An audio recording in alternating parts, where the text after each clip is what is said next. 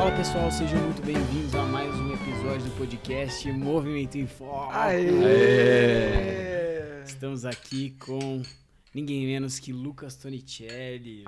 Seja bem-vindo, Lucas. Muito obrigado. Seja muito bem-vindo. Muito boa noite para vocês.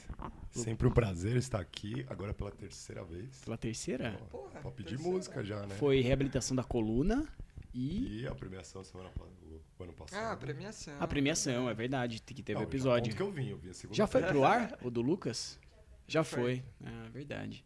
Olha só, não conta sim, é a terceira vez. É isso.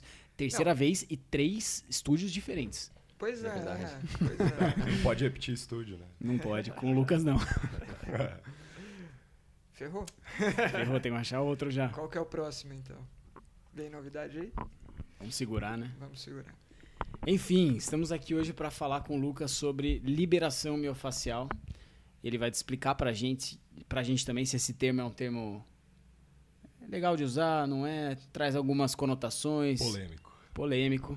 Aliás, tem muitas polêmicas no assunto de hoje, né? A gente tava conversando uma antes de começar a gravar, que é o uso das pistolinhas de vibração, né? Isso aí. A gente vai... Se não tiver polêmica, não tem conteúdo. Tem que ter polêmica. A gente já solta a polêmica logo no começo do episódio pra segurar o pessoal. Quem usa a pistolinha já tá falando, mas o que será que eles vão falar, hein? Hã? O cara que acabou de comprar, né? Tá esperando chegar. Puta da vida. Já cancela a compra, não chegou. O cara tirou e já jogou fora. Tirou da caixa e já falou, não deve servir. Será? Enfim, Lucas Tonicelli já esteve aqui conosco. Fisioterapeuta, sócio da clínica Esfera, fisioterapia esportiva. Né? Chefe da Cris, que tá aqui no fundo. Pode chamar de chefe? Pode, tá bom. Que mais? Lucas, osteopata, formado no IDOT, né? Osteopatia estrutural, físio pela USP, nosso colega aí desde essa época. Fez especialização em esporte na Unifesp, atuação com uma ampla experiência em musicais, Balé da Cidade, São Paulo Companhia de Dança, enfim. E tem aí, como uma das suas expertises, dá pra dizer, a terapia manual, né? Podemos dizer que sim. Podemos dizer que sim. Eu diria que é uma ferramenta que eu uso bastante. Uhum. E queria começar contando uma história. Por que eu me interessei por essa ferramenta? Perfeito. E por incrível que pareça, o culpado é o Cássio. Porque quando estava no último... Pelo menos uma coisa boa, né? Pelo menos uma, né? Não, teve várias coisas boas. Mas terminando a graduação, a gente fica naquele fim de estágio, né? Um pouco perdido, o que eu faço? E no final do estágio de esporte...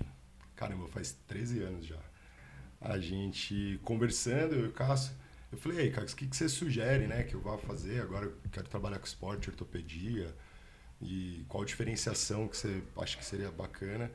E ele sugeriu, ele falou, cara, eu acho que terapia manual é uma coisa que está em alta, é legal estudar, é uma ferramenta bacana de você ter. E aí eu fui estudar Maitland, Mulligan, depois caí na osteopatia, e enfim, todas essas técnicas manuais aí. Então, quem disse que o Cássio não gosta de terapia manual, ele já mandou fazer. Ele tava antes de começar a gravação, com a mão no pescoço aqui, quase pedindo já, pra deitar na maca. Ele tava pedindo. Ele tava naquela indireta, assim, de tipo, puta, meu pescoço tá bom. Ele nunca faz quando eu e você tá aqui. O assunto hoje é terapia manual? Nossa, e é o Lucas? Aquela mão na minha nuca. Ele não pegou a indireta. Eu vou ter que ser direto depois. Não, depois do episódio a gente dá pra usar até o sofá. Loucura. Ao vivaço, velho, ao vivaço. Promessa é dívida. Eu posso sair daqui de casa, não tem problema, vocês ficam. Não, A gente vai lá, a gente vai lá comprar pizza e volta depois, né? Só deixa a meia na porta falando se tá, se não tá, se tá tudo bem. Se resolveu, né? Enfim, cara, vamos lá. O Lucas tá aqui então pra falar sobre esse assunto com a gente. Já vou dar o start aqui em algumas perguntas e o Franco e o Cássio também podem ir complementando. Mas só para contextualizar também, a gente já vinha para falar sobre esse episódio há um tempo. Juntou aí, os interesses se uniram porque... Isso acelerou, né? Isso acelerou o processo, né? Que a gente tá organizando um curso de liberação miofascial aplicada no contexto do futebol, né? Exato. E o Lucas vai ser o principal professor aí, que vai ser lá na Esfera Fisioterapia. Perfeito. Talvez já tenha algumas vagas preenchidas de um grupo de pessoas que pediu pra gente realizar esse curso. Talvez tenha algumas poucas vagas. A gente vai ver ainda como isso fica. Depende do timing que você tá ouvindo esse episódio, mas agora no lançamento ainda tem vagas, mas são poucas. O curso é limitado para até 15 pessoas e a gente já tem 8 confirmadas e 11 no total que demonstraram interesse. Né? Então, aí tem ainda vagas a preencher. A depender se essas vagas se mantiverem abertas, a gente vai fazer a divulgação e vocês ficam de olho. Junto com o Lucas, uma partezinha teórica ali também. Vai ter a Jéssica Fernandes, atual físio do Palmeiras, do profissional. Então ela vai trazer todo o contexto do futebol também nessa história, né? Porque dado que é um curso de liberação aplicada para esse público, ela vai fazer essa ponte, certo? Bem bacana, gigante. É isso. Então vamos lá. Eu tô seguindo a ordem aqui, mas eu não sei se você sugere alguma ordem. A ordem é sua, cara. Vamos começar pelo termo, então. Liberação miofascial. Acho que é uma boa. É um termo que ficou bem... popular agora, né, atualmente. Então, a gente vê muitas clínicas oferecendo serviço e muitas técnicas e muita coisa que a gente chama de liberação miofascial. E se a gente vai para a literatura e vai conversar com os acadêmicos, eles não gostam muito desse termo, porque ele é um termo que sugere que você tem algo preso que precisa ser libertado, né? E ele sugere que você vai fazer, então, aí uma liberação do tecido miofascial, como se esse tecido precisasse ser liberado de alguma forma ou descolado, né? Quando a gente estava na faculdade, esse termo ele era explicado, inclusive por muitos professores, como um descolamento do músculo em relação à face. Então, eu vou fazer aqui uma manipulação do tecido que vai descolar a face do músculo. Isso causaria uma lesão grave tecidual. Então, esse é um conceito muito errado. Não é isso que acontece na liberação, não é isso que a gente busca.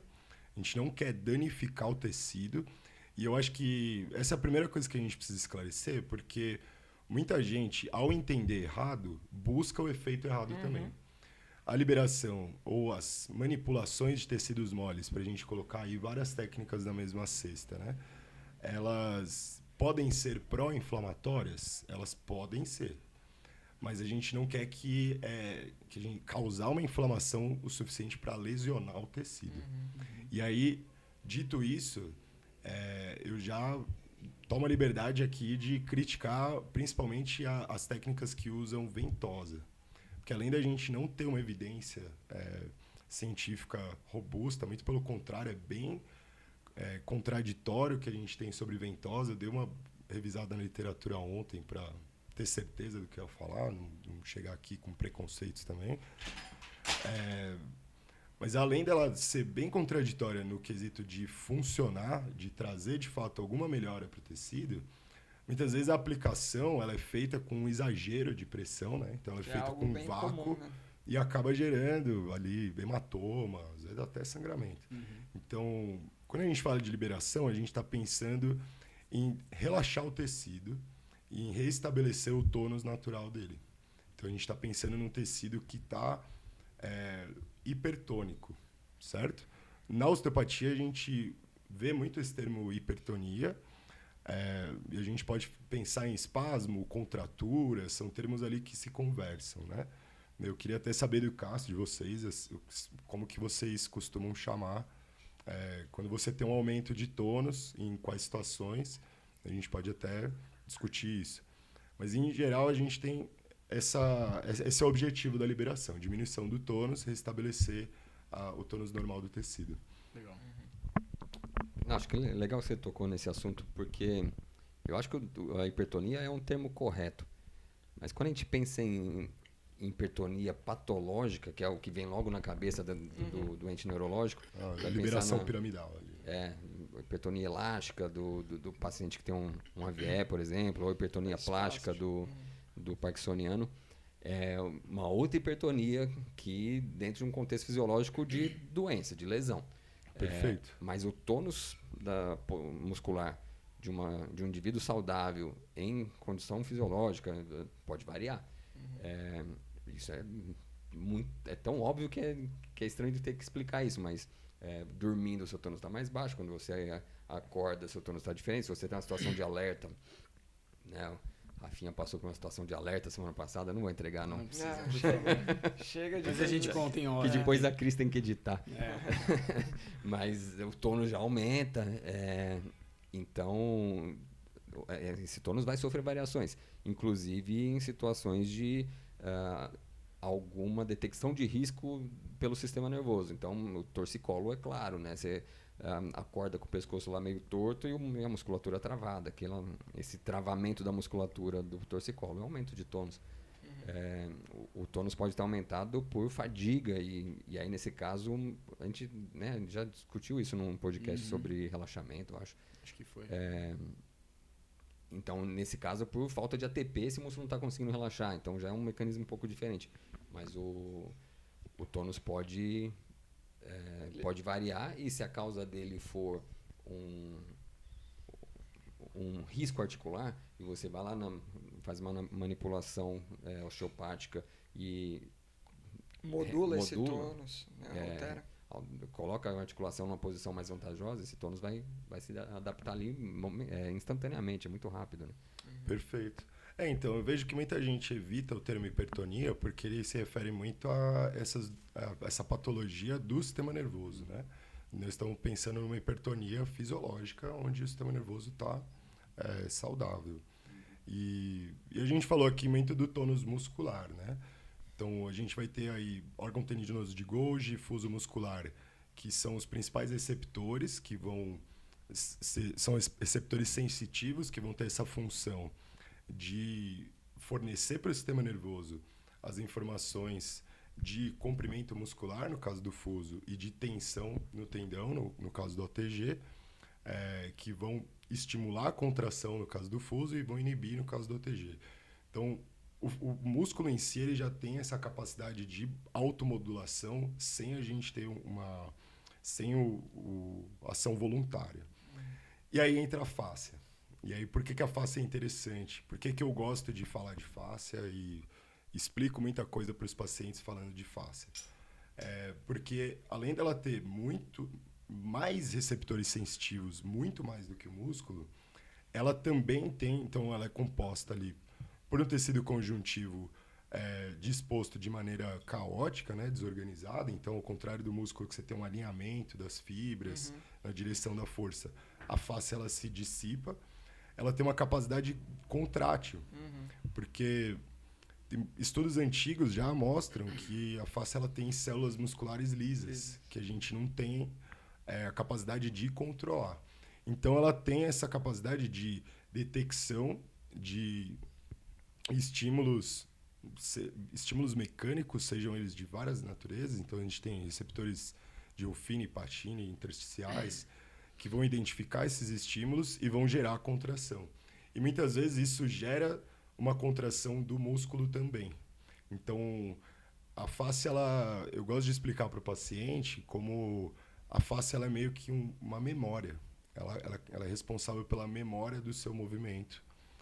Não só ela, a gente tem todas as estruturas do sistema nervoso central, mas do ponto de vista local, periférico, a fáscia tem essa capacidade de se adaptar e de memorizar os movimentos que você tem feito ou a posição que você tem ficado durante muito tempo.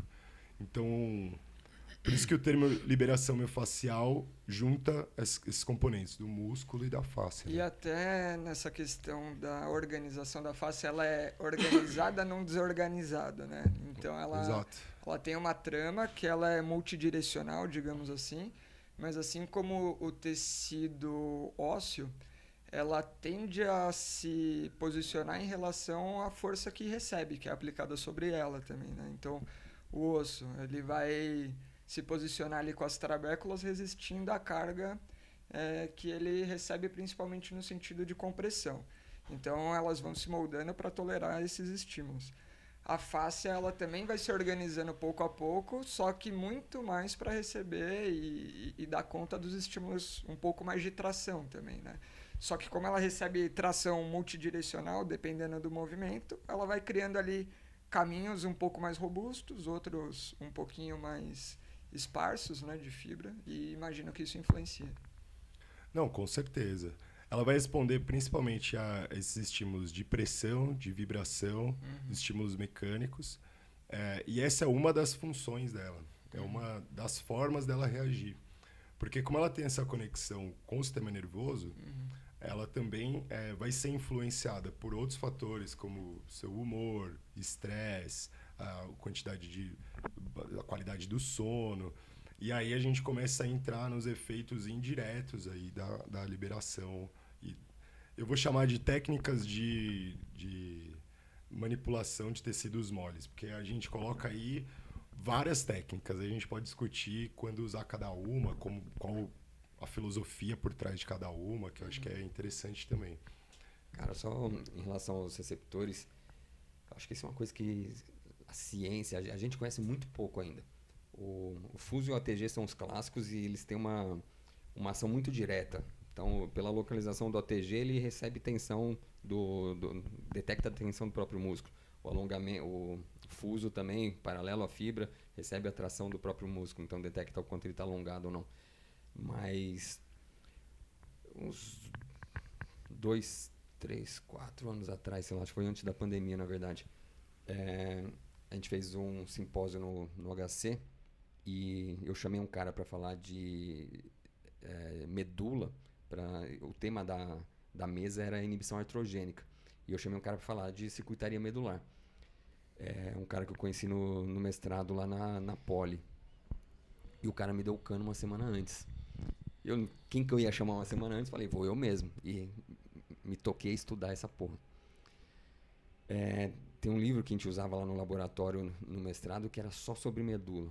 E o bichinho tinha 600 páginas, assim. A quantidade de receptores, né? Você pensa em inibição artrogênica do quadríceps, normalmente o nosso raciocínio é muito linear, assim, né? Tipo, tem um receptor aqui na articulação que manda inibir lá.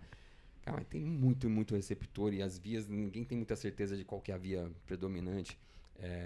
Então, eu tenho certeza que os receptores da face ainda é coisa que se conhece pouco, né? Sem dúvida, sem dúvida. Eu falei dos principais, né? Então, a gente tem os receptores de Ruffini, que eles vão responder principalmente a estímulos de pressão continuada e o tato profundo. A gente tem os de Pacini, ou Pacini, que vão responder principalmente à vibração e ao tato mais superficial. E os intersticiais, que são os que a gente tem maior quantidade na fáscia. A grande maioria dos receptores ali são intersticiais, eles respondem metade a esses dois tipos de estímulo. Então, tanto estímulos rápidos, que o Pacini vai responder um pouco mais, e aí explica um pouco o efeito das terapias onde você tem uma manipulação mais superficial ou vibração, como uma pistolinha de massagem, ou das manipulações mais profundas, né? Que aí o Ruffini vai responder. Então, esses são que a gente conhece, que a gente vê, assim, tem alguns artigos que falam sobre a histologia da fáscia e mostram esses receptores também. Mas eu acho que falta muita coisa, com certeza. Até porque e as conexões, para onde vai, para onde quem influencia quem. Então, não é um negócio tão bonitinho, linear assim. Não, o outro ponto dessa problemática é que a face é o tecido descartável, né? Então, na hora que o anatomista encontra a face, o que ele faz? Ele tira. Disseca, né? Então, nunca foi um tecido de interesse de estudo, cara. Faz sentido. Né? Então, total. O sistema nervoso, nobre, precisa entender o que é isso, liga o que com o que. Aí vai lá, tem bastante coisa. A face, tá me atrapalhando ver o que tem embaixo aqui. Não, tira isso daí. Quanto mais limpinho, mais o anatomista gosta. Entendido, só com uma capa. A capa. E aí você ter falado de que a face tem musculatura lisa, fico imaginando que sofra muita interferência hormonal. Então, seu estado de motivação, seu estado de humor deve influenciar muito no tônus da face. Se usa esse termo, tônus da face? Sim, a gente pode usar. A terminologia, gente, é uma coisa muito discutível, assim. Eu vejo que as diferentes escolas têm terminologias diferentes. Então, na osteopatia, o pessoal fala muito em hipertonia. O pessoal do Rolfing, da Ida Rolf, né, da técnica do Rolfing, usa muito o termo de retração da fáscia. E a gente tem todas as outras técnicas de massagem, né, de outros tipos de manipulação. Mas é uma via de mão dupla. Então, você tem essa interação da fáscia com o sistema nervoso autônomo, ela influenciando o sistema nervoso autônomo e vice-versa também. Então, isso explica por que a gente tem algumas dores emocionais, algumas dores relacionadas a sofrimento que se manifestam no corpo. E essa fisiologia da face, essa conexão com o sistema nervoso autônomo explica muito isso. Eu já vi umas respostas à manipulação meio bizarras, assim, de hipotensão, de paciente desmaiar depois de uma manipulação. Já vi um gatilho para síndrome do pânico e o paciente ficar assustadíssimo e com medo de sair da sala depois de uma manipulação. Então... ou a pessoa começa a rir, né? Ou ela começa a chorar. Já aconteceu do paciente chegar na clínica... eu atendo muito paciente de coluna, né? Além dos atletas, vem muita gente que nem faz esporte, mas por ter essa referência do ambulatório de coluna na Unifesp, eu acabo recebendo muito paciente. Então, e normalmente é um paciente ansioso, né? Porque ele acabou de ter a dor, ele quer buscar um tratamento o mais rápido possível e quer que você tire a dor dele com a mão, literalmente, né? E muitas vezes ele não está em condições de receber um tratamento. E aí eu paro e explico para ele. Então, ele chega com uma expectativa de que eu vou passar a sessão inteira manipulando e eu passo mais da metade da sessão conversando. Porque eu vejo que é uma pessoa que está fragilizada, que ela está... Você começa a perguntar da vida dela, ela está passando por um momento difícil, está tendo um monte de dificuldades, enfim, pessoais ali, que geram desconfortos emocionais, estresse. E aí, você ter essa conversa, a pessoa já se prepara para manipulação.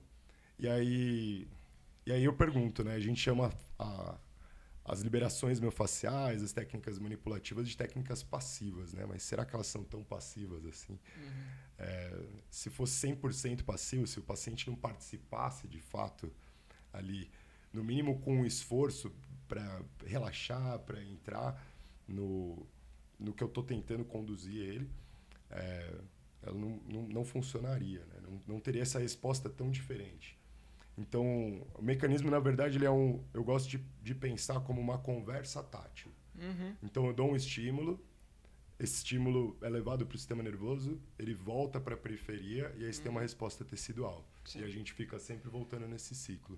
Então, se eu aplicar uma técnica, seja qual for, pode ser uma massagem, sem sentir o que está acontecendo embaixo da minha mão, a técnica não vai funcionar. E a pessoa não vai nem saber explicar direito por que ela não gostou da manipulação. Ela vai falar, putz, eu não me dei bem com esse terapeuta, né? E aí a gente vai ver muito na literatura que o vínculo com o terapeuta é importante para a terapia funcionar.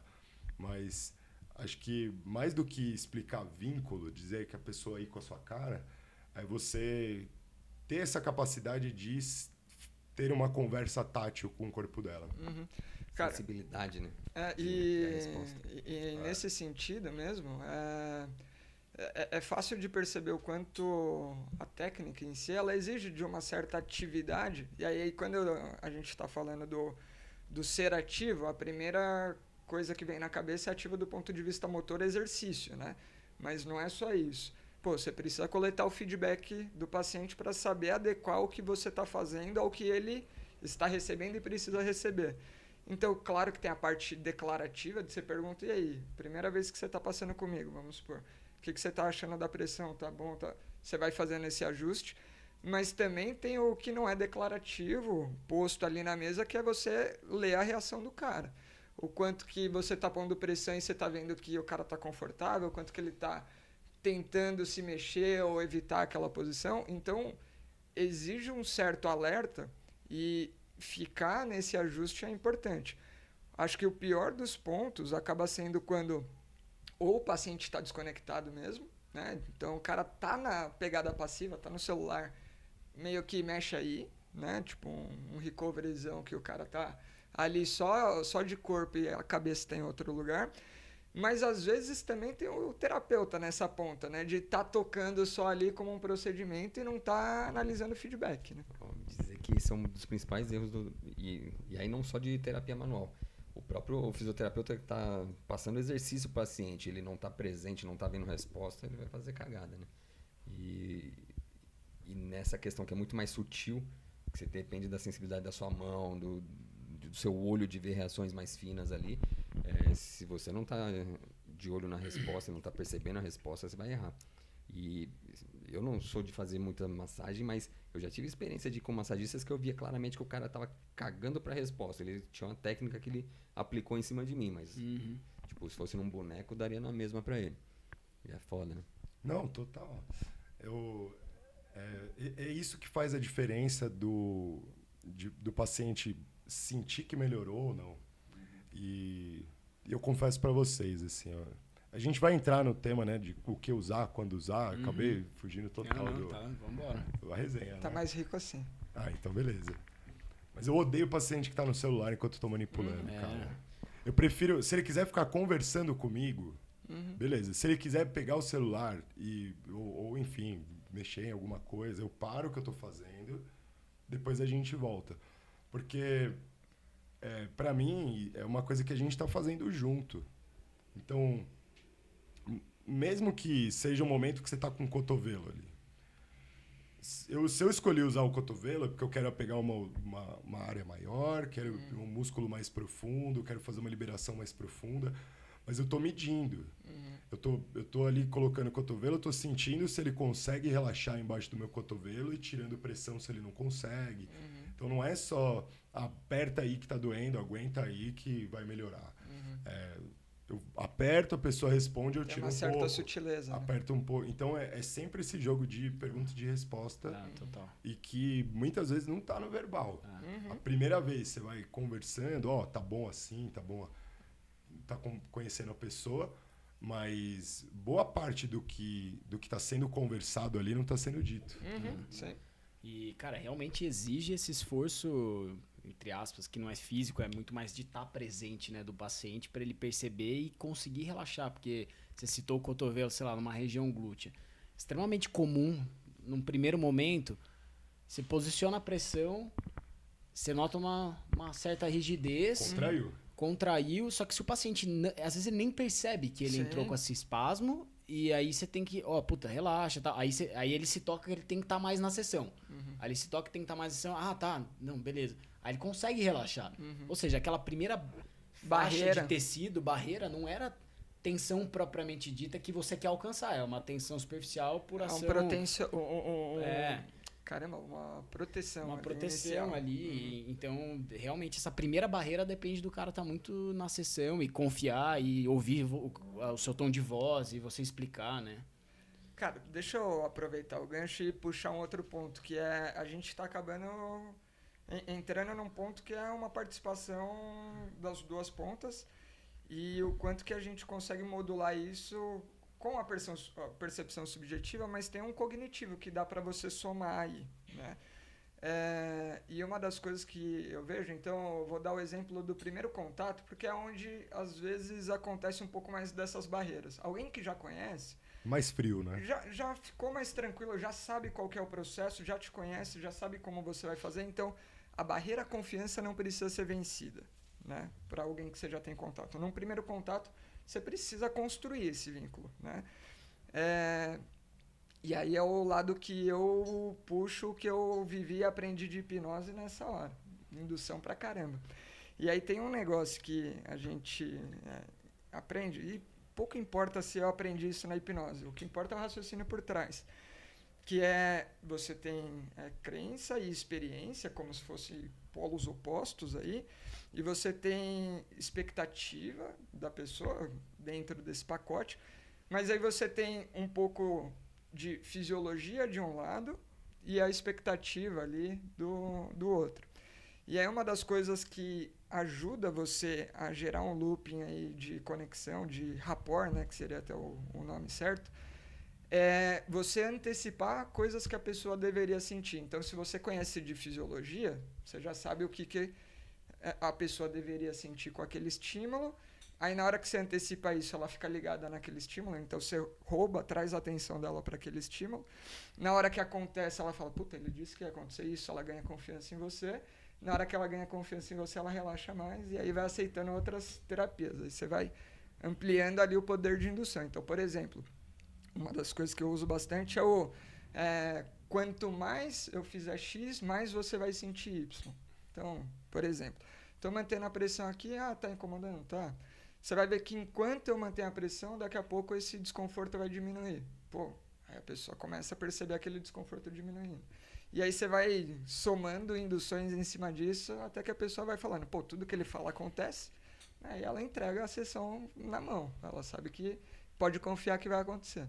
Então, você já se percebeu usando alguma coisa nessa linha? Cara, interessante sua pergunta. Acho que sim. Acho que isso a gente acaba fazendo... Eu nunca estudei hipnose, né? Eu sei que você estudou bastante.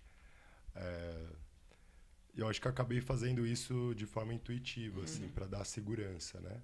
Porque a primeira vez que quando você vai manipular alguém e quando você tem esse primeiro contato, tem essa desconfiança e varia muito de paciente para paciente. Então, você vai pegar um paciente mais idoso, principalmente os homens, que não estão acostumados com alguém encostar neles, né? Então, a primeira reação de um homem mais velho você encostou, o cara tensiona. E aí tem um homem encostando em mim, né? E aí tem toda essa questão.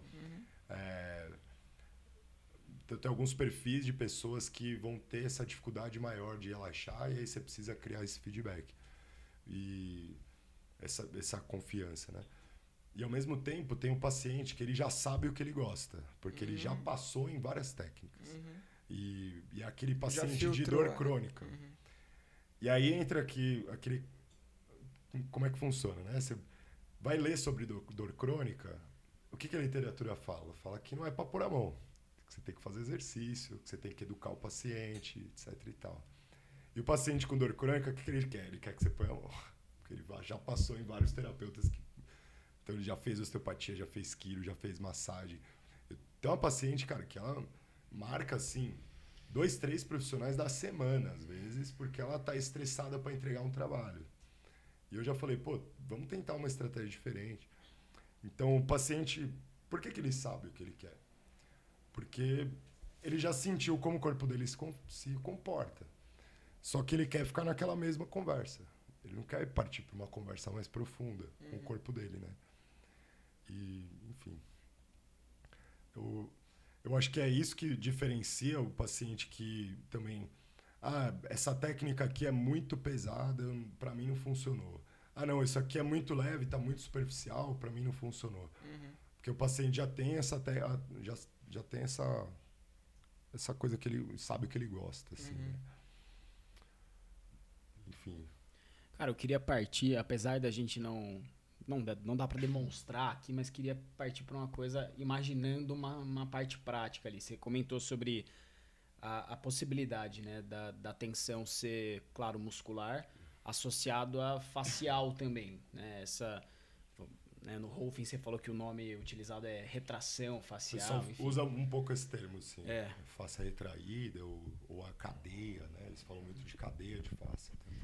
E a pergunta, assim, é do ponto de vista de avaliação, né? Se é possível detectar diferenciações. Estamos falando mais do tecido muscular, um conjunto de tecido muscular, mais um pouco do tecido facial. Se as técnicas vão mudar também, dependendo do resultado que você obtiver ali dessa avaliação. Não, perfeito. Assim, técnicas que têm uma avaliação muito bem documentada, muito bem estabelecida. Osteopatia e Rolfing. Cada uma tem o seu estilo de trabalho, de avaliação. Outras técnicas, a gente vai ser meio sem avaliar. Assim. Então, se for fazer uma massagem, não vai ter muita avaliação, né? E eu falo o termo massagem aqui, não é para ofender ninguém, porque muitos profissionais, quando você fala, não, eu vou fazer uma massagem para dar uma soltada aqui, para você se sentir mais livre. A massagem não, liberação miofascial, porque fica um termo mais técnico, o negócio dá para cobrar mais caro a sessão. Então, mas no fim é massagem. Osteopatia é massagem? Osteopatia não é massagem. Rolfing é massagem? Não é massagem. Dry needling também não é massagem. Então, cada ferramenta vai ter o seu uso de acordo com a situação que está colocada, né? Então, se você tem, por exemplo, uma dor muscular tardia, se você tem uma dor, um cansaço, uma dor mais inespecífica, mais superficial, aquela massagem feita com creme, com óleo, que é um deslizamento mais superficial, já vai ser o suficiente, né? E aí, entre os casos que às vezes o paciente só quer deitar lá e ficar deitado, relaxado, e você fazendo alguma coisa nele enquanto ele se concentra em relaxar. E aí vai funcionar a pistolinha. Que é o tempo dele, né? É o tempo dele. Agora, muitas vezes o paciente, dor muscular tardia é para melhorar em 2, 3 dias, cara. Não é para ficar doendo 3 semanas. Não é para ficar doendo 1 mês. Então, quando o cara já tem uma dor que ela está instalada há muito tempo, a gente vai ter que usar algum tipo de técnica para avaliar. Seja uma avaliação simples de flexibilidade, mobilidade articular, seja uma avaliação do próprio movimento, que eu uso bastante na educação. Então, vamos olhar o alinhamento, a sinergia muscular, vamos olhar a estabilidade, vamos ver aonde que ele está colocando o movimento, vamos ver qual que é o movimento que ele sente essa dor. Só que alguma técnica eu tenho que usar, porque o cara já tem uma queixa muito mais específica. E vai ter o outro momento que ele vai ter uma lesão muscular de fato. Então, muito comum, cara, o jogador de futebol, o cara saiu do campo, tentou ficar de pé, não conseguiu, saiu de maca. Provavelmente ele teve uma contusão muito forte, ou ele teve uma ruptura ali do tecido. E aí não é indicado a gente sair manipulando algo que já está inflamado. No agudo, né? Na fase aguda. Então, vai depender muito do caso, assim. Não sei se eu respondi o que você queria. Não, sim. O resto fica pra prática. O resto fica pra prática, pra quem fizer o curso. O que mais queremos saber? Polêmica, você falou da pistolinha. A pistolinha, nesse caso, beleza, funciona, mas você é contra ela. Você estava dizendo aqui que você... Não sei se você é contra. Não, é porque a pistola, assim, na teoria, ela é muito pouco eficiente para... Baseado na fisiologia dos receptores, estimular um grande número de receptores, porque ela vai gerar uma vibração. Eu acho a pistolinha excelente para esses casos que o paciente gosta, ele muitas vezes vem pedindo esse tipo de coisa. E eu acho que ela é muito interessante para fazer exatamente o oposto, porque a pistola pode ser usada como estímulo miotático, né? Então, eu quero ativar um músculo, estou fazendo ali algum treino para aumento de tônus, uma musculatura que está com alguma inibição artrogênica ou algo do tipo. E aí eu coloco o paciente, sei lá, numa posição isométrica, a fim de, recrutar fibras que não estão entrando. Pô, dá para colocar uma pistola ali, você aumenta a propriocepção. Então, o que eu acho que, assim, a pistola é uma solução um pouco preguiçosa, assim, sabe? Daquele terapeuta que não está muito afim de avaliar. Mas ela, nitidamente, ela vem mais para solucionar a vida do terapeuta do que do paciente. Total, assim. Então, é aquele paciente que você sabe que vai melhorar dali um tempo, seja depois da sessão ou dali 2 dias, e você já está cansado e tal, aí você vai lá e faz a pistolinha. Ou então... Além de tudo que ela não tem evidência, a evidência é super contraditória. Eu vejo também um uso como o primeiro contato ali, sabe, para dar aquela desarmada no paciente também? Também. Então, vamos lá, qualquer receptor, se a gente estimular ele por tempo suficiente, ele tem um pico ali, depois ele acomoda. Então, às vezes, usar a pistolinha para gerar essa acomodação, amolecer a carne ali, para aceitar uma terapia um pouquinho mais pesada, ela abre essa janela de oportunidade também. E o efeito da tecnologia, né? De Sim. Chegar numa clínica que o cara tá lá usando o dedo, todo mundo usa, mas o cara tem uma pistolinha, o cara tem a Normatec, então, quando você adiciona a tecnologia na sessão, aquilo ganha um valor no imaginário do paciente. Tá? Mas é engraçado que na prática, pelo menos comigo, eu vejo muito isso. O primeiro contato, a pistolinha, nossa, isso é uma delícia. Mas depois de algumas vezes, você vê o paciente falando, não, mas nada substitui a mão, né? Sim. É essa a fala. Geralmente a ordem é essa. E o estímulo vibratório, que o Lucas disse, cada receptor vai reagir diferente a frequências vibratórias diferentes. Então, tem estudos de controle motor que uma forma de inibir a ação do sólio, por exemplo, é botar uma vibração no tendão calcâneo. Então, você deixa ele vibrando uma certa frequência, o sólido desativa e aí você vai ver como que essa pessoa reage ao controle postural.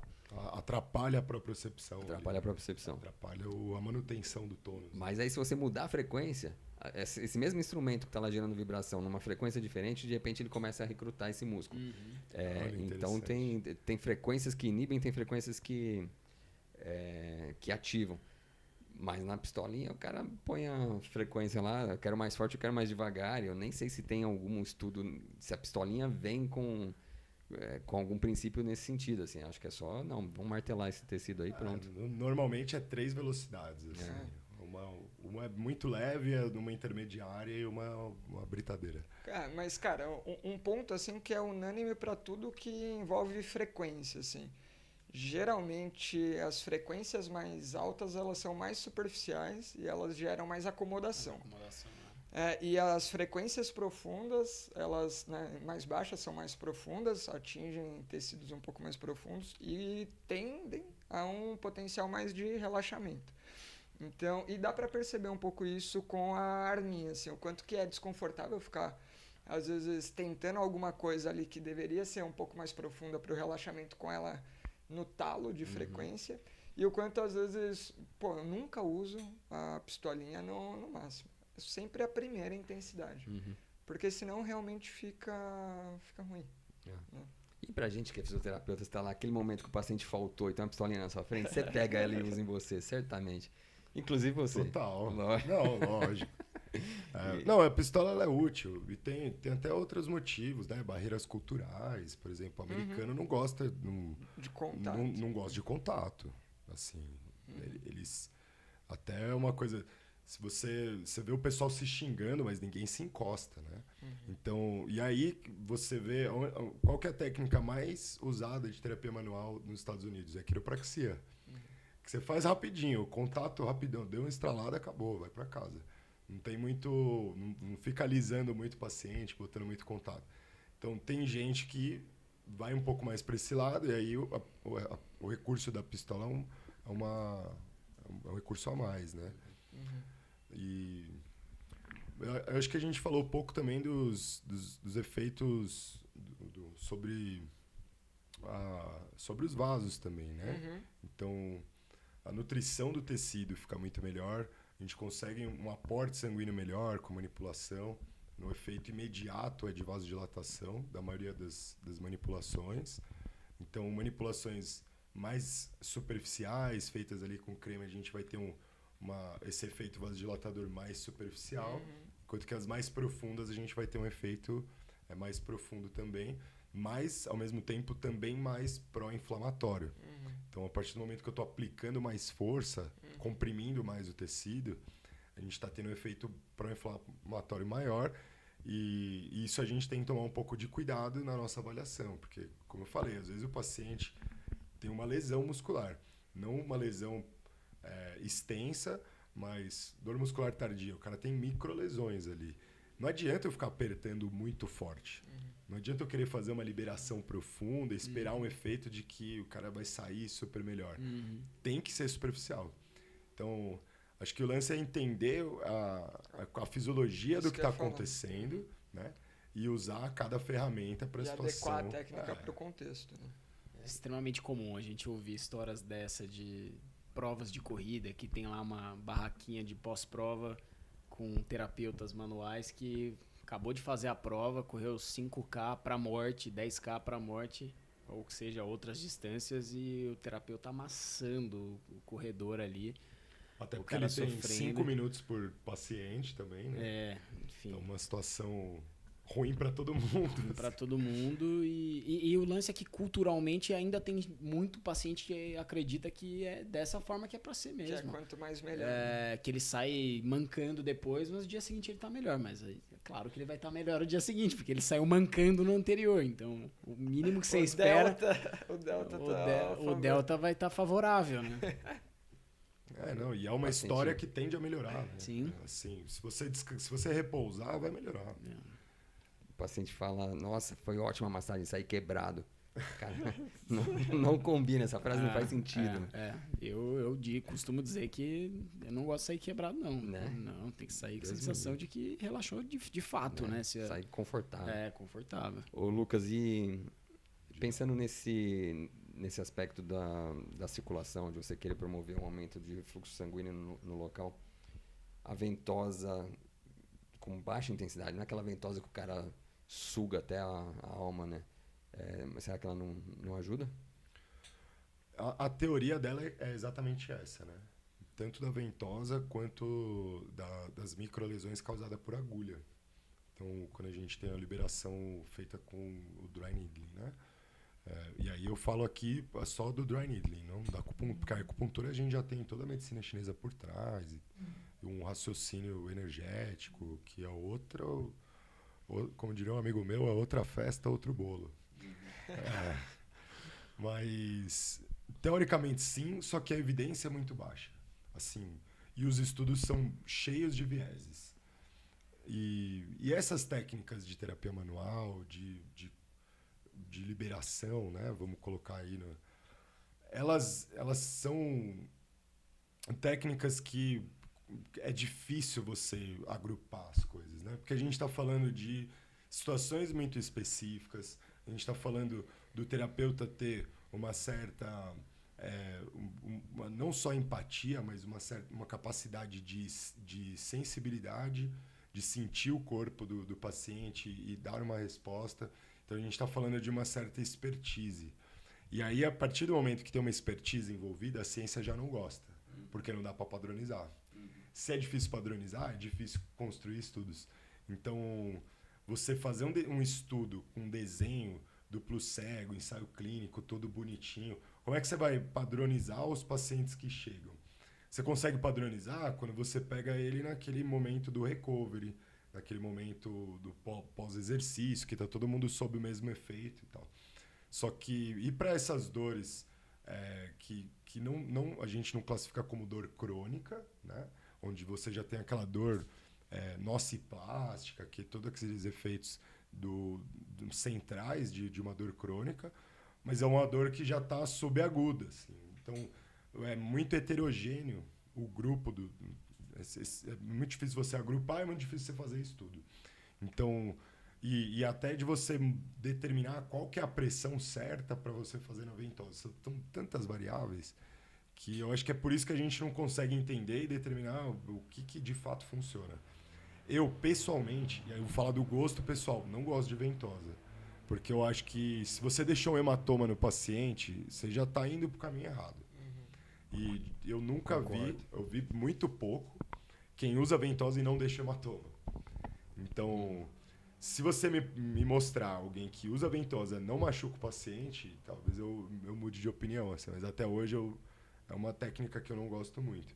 Ao contrário do dry needling, que já é uma técnica que, apesar de ser pró-inflamatória, você coloca uma agulha dentro do músculo, você consegue fazer ela de uma forma que você não machuque a pessoa. Tipo, você causa uma microlesão. O dano é minimizado. Minimizado e muito controlado, né? E essa história do dano da ventosa também é uma coisa que culturalmente tem lá suas explicações da técnica, né? Absurdas, né? Virou moda, né? Também. Quanto mais roxo você deixar, troféu, significa, né? que é um troféu e é o sangue que tá com... É o sangue ruim. Sangue ruim, pouco oxigenado, e aí ficou roxo daquele jeito. Puta, é loucura, velho. Essas explicações são das piores. Um jeito de usar a ventosa que aí não é o mais praticado, porque o mais praticado é a forma estacionária ali, né? Você puxa, deixa. Puxa pra caramba. Né? Faz aquele vácuo, aí você vê a pele encostar no topo do copo, né? Pelo amor de Deus. Estoura, pode por aí. E se você for bom mesmo, você faz o dry needling antes, aí você já aproveita e faz ali... Tô brincando agora. Tô brincando. Já faz uma sangria. Já faz a sangria. Tem muita gente que usa. Isso aí. E aí, enfim, mas um uso que, inclusive, às vezes eu escolho como uma decisão ali, que é associado com um creme, promover o deslizamento do tecido para gerar uma vascularização ali superficial. e facilitar também o aceite de uma outra técnica que venha na sequência. Eu já usei dessa forma, não tenho usado, mas aí realmente eu não vejo tantos malefícios. Eu já usei em mim dessa forma. Uma certa hiperemia bem superficial mesmo ali, né? Acho que você não machuca o paciente. Total, é uma hiperemia que terminou a manipulação, tipo, mais tarde no mesmo dia já não tem já nem volta, marca nenhuma. Às vezes na você não própria machucou. sessão, ao final Já usei bastante em mim dessa forma. Né, eu estou controlando quanto de pressão ponho, então não ponho muito. Concordo que se gerou hematoma é porque gerou dano. E a sensação é agradável. Então, dessa forma, deslizando superficial, dá aquela hiperemiada, mas a sensação é agradável. Uma sensação de que deu uma soltada ali mesmo. Então, no fim das contas... Talvez tenha seu valor. Tudo que a gente está trazendo aqui depende de estímulo e resposta, né? A gente está olhando sempre para a resposta. Sempre para a resposta e controle acho que, assim, de dano, né? E assim, se o objetivo é ser agradável, promover relaxamento, eu entendo que não tem ainda uma robustez na ciência, mas... se aquilo está sendo agradável, é claro que você não vai usar só aquilo também para resolver o problema do paciente, né? Mas eu acho que são ferramentas viáveis também, dependendo da forma que você vai utilizar, né? Sem dúvida. Não, e essa técnica que o Franco comentou, né, o Cássio, é muito parecida com aquela pegada de pinça-rolamento, que é da massagem clássica, cara. Massagem. Você faz nas costas, assim, quem não... Você cria também uma pressão negativa ali no tecido, né? E aquilo já gera um aumento de fluxo de sangue, já gera um conforto na hora. Acho que uma coisa que é interessante a gente pensar também é não só na técnica que você está usando, mas o que você soma com a sua técnica. Então, digamos que eu vou atender o paciente que tem uma contratura na coxa. Tá bom, deita de barriga para baixo aí que eu vou soltar a sua coxa, a posterior. Tá, mas e se eu mudar a posição do joelho? Total. Se eu aproximar, origem-inserção, eu já facilito. Então eu paro de disparar o fuso, ele está menos estirado. Ou então eu coloco ele numa posição que ele consegue relaxar melhor. De repente não é nem de barriga para cima, é de barriga para baixo, com o pé apoiado. Diferença, isso. E aí já começo no meio da manipulação, a colocar contração isométrica, pedindo contração, impedindo o movimento, né, que é o famoso contrai e relaxa, inibição autógena. Aí depois solto um pouquinho mais.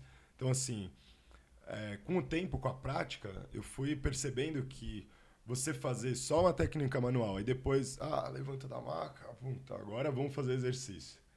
É menos eficaz do que você ir misturando. Integrar outras técnicas. Integrando outras coisas. Deixando o paciente mais ativo no processo. E nos cursos, eu fiz muito curso, assim, curso de fim de semana, né, para conhecer o pessoal que faz. Aí o cara vem, ele vai te mostrar e falar, então eu vou mostrar para vocês. E aí vem o mal não, né, mas o malefício, ou tipo, o ponto negativo da padronização. O cara tá dando um curso, ele tem que padronizar. Então, ele falou, vou mostrar para vocês agora a técnica para liberar o quadrado lombar. Aí você põe o paciente na mesma posição e aí todo mundo vai deslizar ali no quadrado lombar, baixo para cima. Eu falei, caramba, na paz, você vai pegar o paciente que tem uma contratura de quadrado lombar, você faz, não adianta. Cara, não consegue nem ficar na posição. Isso que eu ia falar, que às vezes a dificuldade dele é de chegar na posição que precisa, entendeu? Então, aí você vai mexendo, eu não tô sentindo que tá relaxando. Aí, então, eu mudo ele um pouco de posição, aí eu faço uma outra técnica. Aí eu vou manipulando. Então agora eu vou usar um pouco de stretch, né, de alongamento. Vou usar um pouco de massagem transversa. Eu vou sentindo que ele está relaxando. Ele deu um suspiro. Opa, agora eu estou no caminho.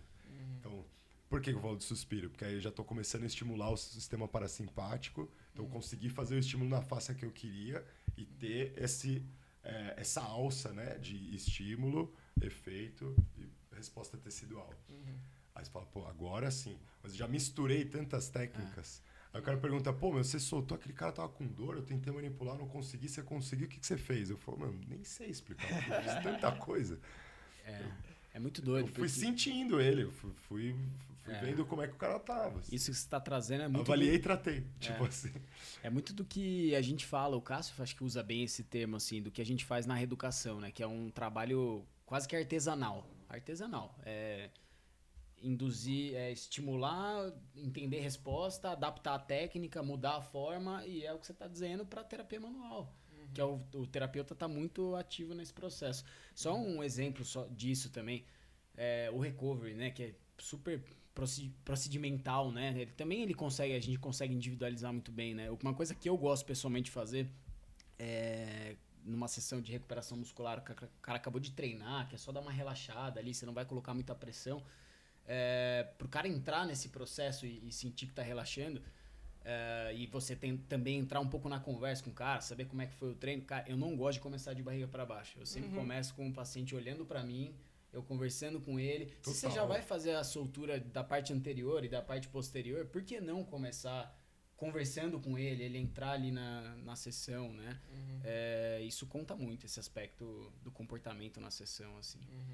Eu evito bastante também postura de barriga para baixo, porque é exatamente o que você falou, assim, você perde muita informação, né? Você não vê o paciente se ele tá fazendo careta, se ele tá relaxando, até para conversar é ruim, às vezes ele tá com o rosto apoiado na maca, aí fica desconfortável, o cara começa a levantar, começa tipo, querer olhar para trás, aí ele olhou para trás, levantou um pouquinho a cabeça, ele já tensiona a coluna inteira.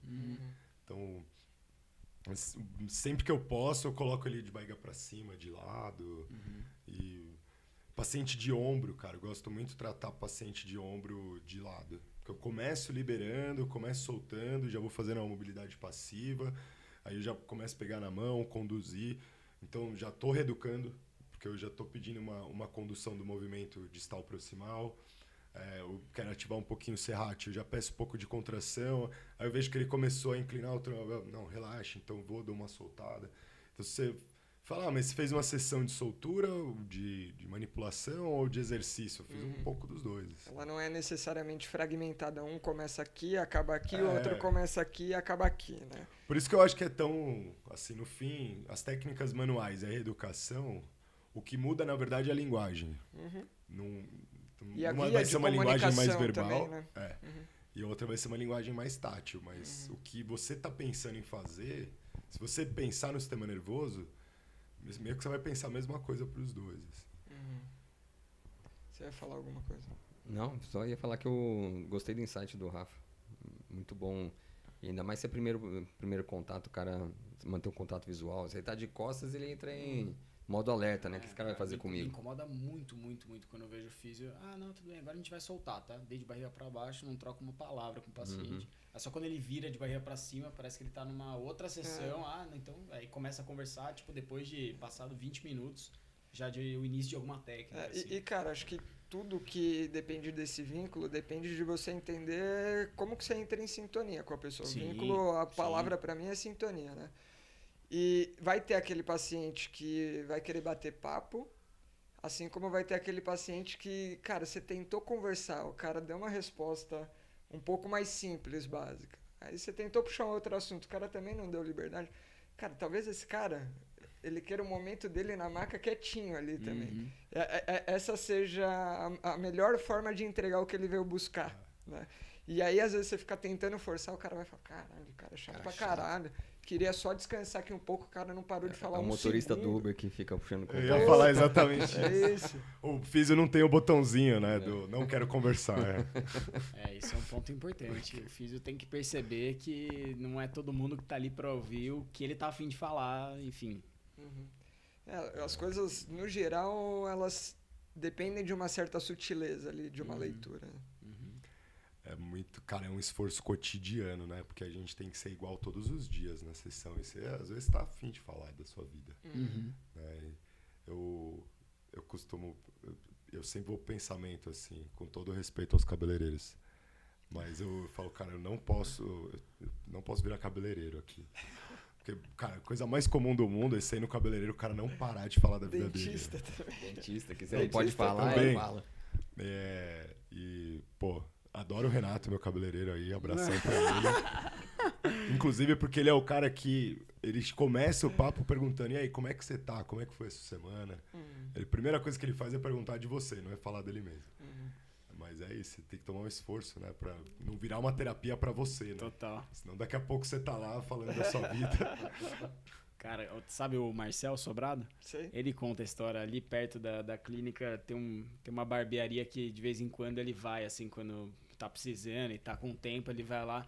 Aí ele fala assim, não vou citar o nome do barbeiro, ali né? Tá livre, mas não vou. Aí ele fala assim, pô, fui lá, pô, fiz uma terapia com ele, mas não pra mim, pra ele, né? Tipo, saí de lá estressado, cabelo cortado, mas saí estressado de tanta coisa que o cara me trouxe. Pô, foda. Então. A gente como profissional tem que tomar certo cuidado com isso mesmo. Por mais que tenha intimidade ali com o paciente e tal, né? Não, e o paciente mais gente boa é o mais difícil você fazer isso, né? Porque tem uns pacientes que, o cara é muito interessante, dá vontade de ficar trocando ideia com ele. Sim. E você tem que focar na terapia, pô, né? Fazer exercício, evoluir, avaliar. Cara, e tem um Então, negócio é um esforço contínuo maluco mesmo. que você vai ver, principalmente quem é mais experiente atendendo, mas eu consigo visualizar pessoas que fazem isso, assim. Que você fala, caralho, essa pessoa é uma pessoa com cada pessoa diferente que ela atende, né? E tipo, não, a pessoa é ela mesma, sei lá, o Franco tá sendo Franco mesmo, o Rafa tá sendo o Rafa mesmo, só que ele ajusta tanto o tipo de comunicação, o jeito... Total. Cara, tudo. Que aí você fala, não, esse daí não é o Rafael que tava atendendo aquela senhorinha ali, que tá atendendo uma outra pessoa aqui. Cara, parece um camaleão, assim, do quanto que tem ajuste, cara.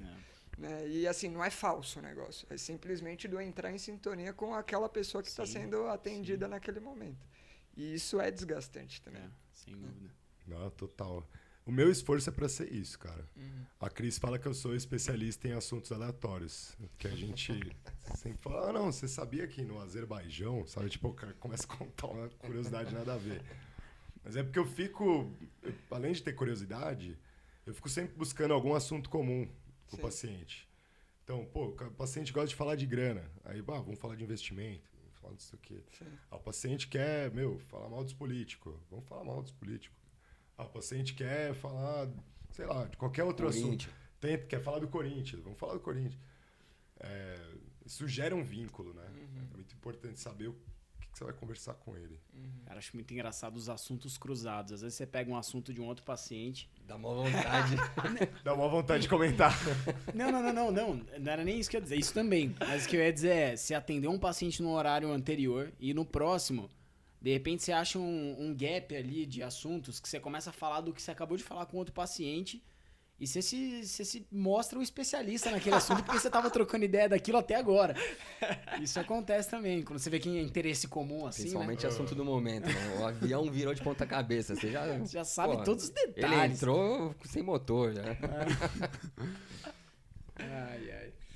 Isso aí, gente. Algo mais que ficou para trás, recado final, de repente, para... Cara, eu acho que... Cuidado. Coisas que a gente não falou ou não deu a devida atenção, talvez um enfoque, né? Primeiro, contraindicações, né? Lembrar que técnicas pró-inflamatórias são contraindicadas em caso de inflamação aguda. Então, lesão muscular, dor muito forte, respeitar o sintoma do paciente. Não pode fazer sangria em torte de tornozelo, então? Cara, eu não costumo fazer. Se quiser fazer, você tem seu crefito aí, você fica à vontade. É brincadeira, gente, brincadeira. Movimento em Foco não aprova isso. Fazer um thrusting cervical com suspeita de fratura. Né? Enfim. Acho que isso é uma coisa importante. Lembrar que liberação miofascial não descola tecido. Descolar tecido é lesão, é causar uma lesão, a gente não quer causar lesão. E... lembrar que assim, a dor não está sempre no mesmo lugar. E acho que esse é um tema que a gente acabou no meio da resenha, não comentamos, então que são agora, os pontos gatilho. Pontos gatilho são pontos de tensão, os trigger points, que vão causar uma dor referida, uma dor em outro lugar. Eles podem ser ativos, ou seja, o ponto não precisa ser provocado para causar essa dor. E, normalmente o paciente ele chega referindo a dor, então... muito comum é o paciente achar que tem uma ciatalgia e na verdade é um ponto gatilho de glúteo mínimo, glúteo médio. E pode ser latente. Então, às vezes, você está lá manipulando um tecido e ele causa uma dor referida. Então, estudar os mapas de ponto gatilho, eu acho que os mapas de ponto gatilho são uma ferramenta excelente. Assim. Você consegue identificar muita dor, muita coisa que às vezes não está fazendo sentido ali na sua avaliação física 100% hands-off ali, né? Sem pôr a mão no paciente. Você vai lá e busca um ponto gatilho, você consegue achar algum...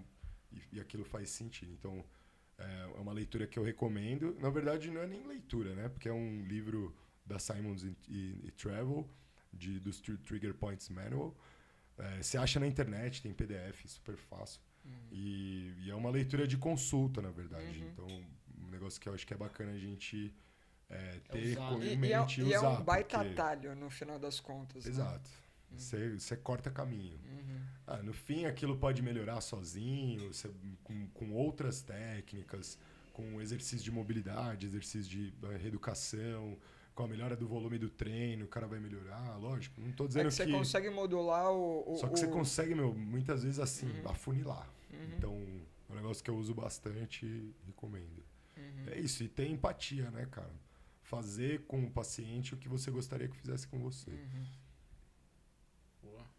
Bom recado final. Fechou? Fechou. Recados finais para quem tá ouvindo? E aí, qual que é a data do curso? Já pode colocar isso na mesa. A data do curso ficou dia 23, que é um domingo. 23 de março. 23 de março, um Workaholic. domingo. Professores aí. 23 de março, um domingo, então assim, a gente deve divulgar já está divulgando agora. Assim, a quantidade de vagas restantes, que isso a gente ainda não tem, mas vai estar lá nas nossas redes sociais. Na dúvida, entre em contato aqui. Se você está ouvindo esse episódio, manda mensagem no nosso Instagram. Se tiver um mar de procura, a gente abre outra turma. Exatamente. Não tem erro. Exatamente. Sim. Vamos embora. É isso. Faz no domingo seguinte. Exato. Os caras queriam fazer no carnaval. É verdade. Essa era a verdade. Eu não vou falar quem foi. Essa era a verdade. Aí eu falei, então, é carnaval. Era um depois do certeza, carnaval. Era um depois. É verdade, era no pós. Era no um depois. Que pós-carnaval ainda é carnaval aqui em São Paulo. Exato. Não, é o dia mais carnaval de São Paulo. Na Bahia até julho. Isso aí, gente. Obrigado por me receberem mais uma vez. Foi muito legal, cara. Foi legal pra caramba. Uma baita honra estar com vocês. E hoje foi legal, demais. A gente falaram umas coisas que eu nem tinha pensado, assim. Então, é sempre engrandecedor estar com vocês. E se eu vim de novo é porque vocês gostarem. Então, eu tô feliz. Mas aí tem que ser no próximo estúdio. Próximo estúdio? Se quiser fazer na Esfera, a casa tá aberta. Pô, foi bem legal, gostei. Pra quem esteve ouvindo até então, faz o favor de dar 5 estrelas aí no nosso Spotify. Segue a gente no Instagram, se inscreve no canal no YouTube, compartilha o episódio com os amigos, sabe? Conhece aquele amigo que tem aquela mão pesada e fala, ouve isso aqui, ó. O cara acha que tem que arregaçar. Dá uma surra no paciente. Ou você que trata com alguém que te amassa de um jeito, manda pra ele, na moralzinha assim, indireta. Certo? É isso. É isso. Valeu, galera. Até o próximo episódio. Valeu. Tchau.